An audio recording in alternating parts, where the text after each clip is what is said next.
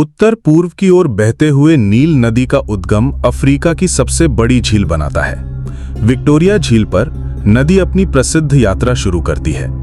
झील को छोड़कर नील नदी में जीवन का संचार होता है और ये किंवदंतियों की शक्तिशाली नदी में बदल जाती है। युवा और जंगली विक्टोरिया नील झागदार तेज धाराओं में बहती है और नीचे के कुंडों में गिरती है। युगांडा के मर्चिसन फॉल्स नेशनल पार्क से नदी अफ्रीका के अंतिम अदम्य परिदृश्यों में से एक के माध्यम से एक साहसिक यात्रा पर निकलती है। नदी दक्षिण सूडान में प्रवेश करती है और अफ्रीका के सबसे बड़े दलदल सुध में बदल जाती है। 10 लाख से अधिक मृग सुध की जलीय भूल भुलैया में छिपते हैं। पूर्वी अफ्रीका में स्रोत से सूडानी रेगिस्तान तक नील नदी विशाल जंगली इलाकों से होकर गुजरती है।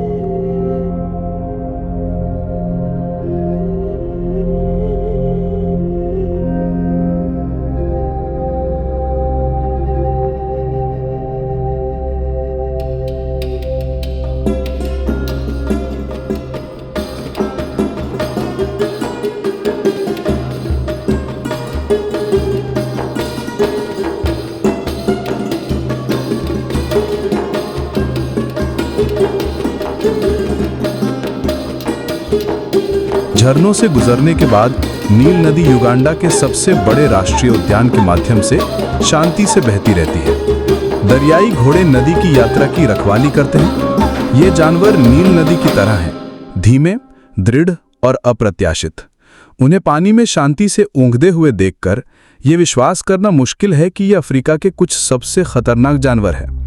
केवल 150 साल पहले नील नदी के किनारे अछूते थे, जो विक्टोरिया झील से मिस्र के दूर के रेगिस्तान तक फैले हुए थे। नील नदी का मगरमच्छ अनादिकाल से नदी का प्रतीक रहा है। प्राचीन मिस्रवासी इसे एक देवता के रूप में पूजते थे। इस राष्ट्रीय उद्यान में अफ्रीका के कुछ सबसे बड़े मगरमच्छ रहते हैं।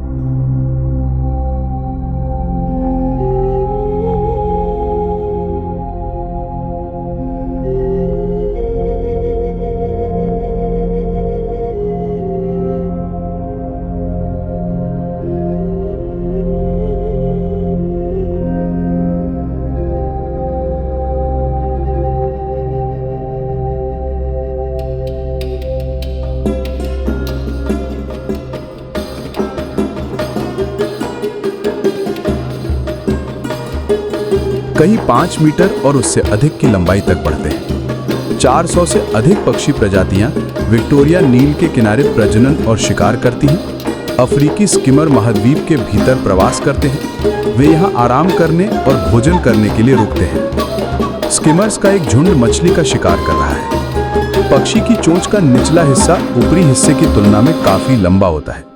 लंबे हिस्से का उपयोग पानी से छोटी मछलियों को निकालने के लिए चम्मच की तरह किया जाता है।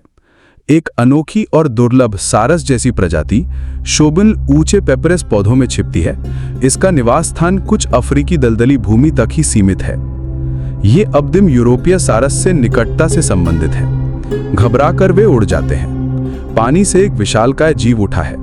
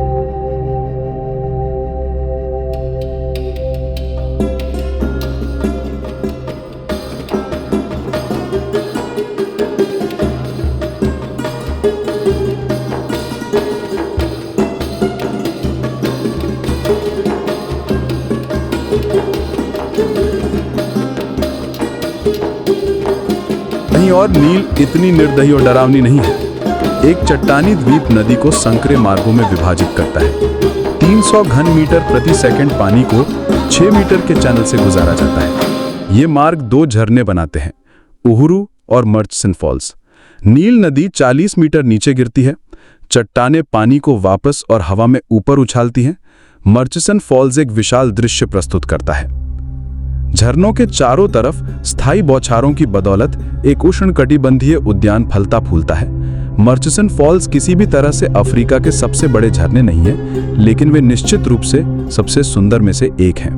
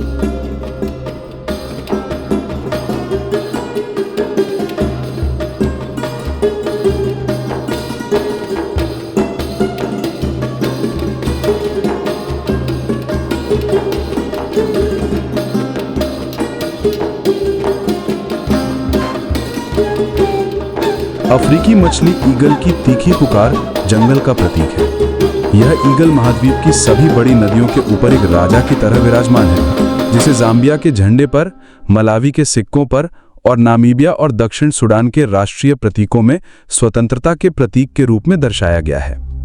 ईगल अद्वितीय सुंदरता के साथ मछली का शिकार करता है।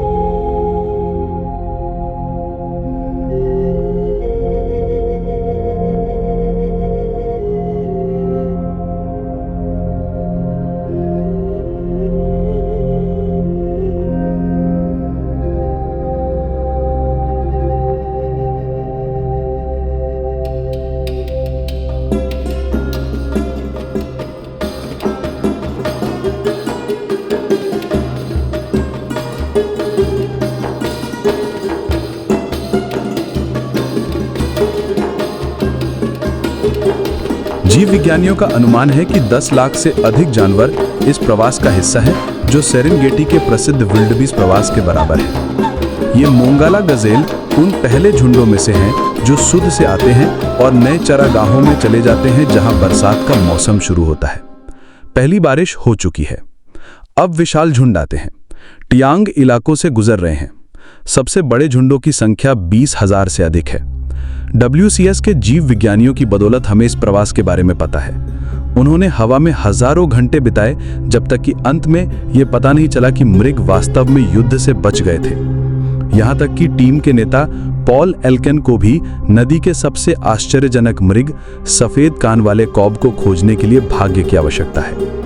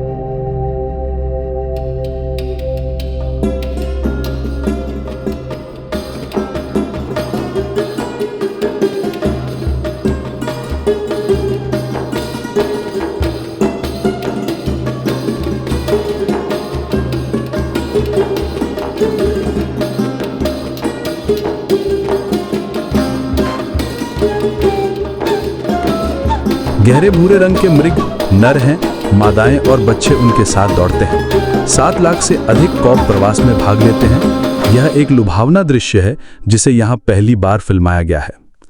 बार्डिंगिलो नेशनल पार्क में सभी मृग एक साथ आ जाते हैं। अभयारण्य और आसपास का सवाना लगभग निर्जन है।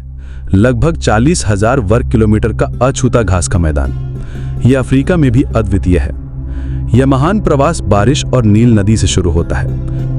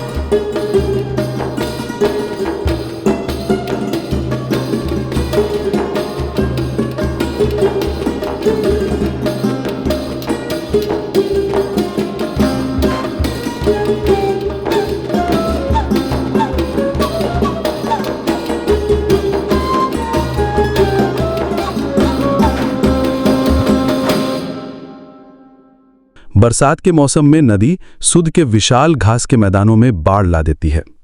एक बार जब पानी कम हो जाता है और ताजी घास उगाती है तो मृग वापस आ जाएंगे।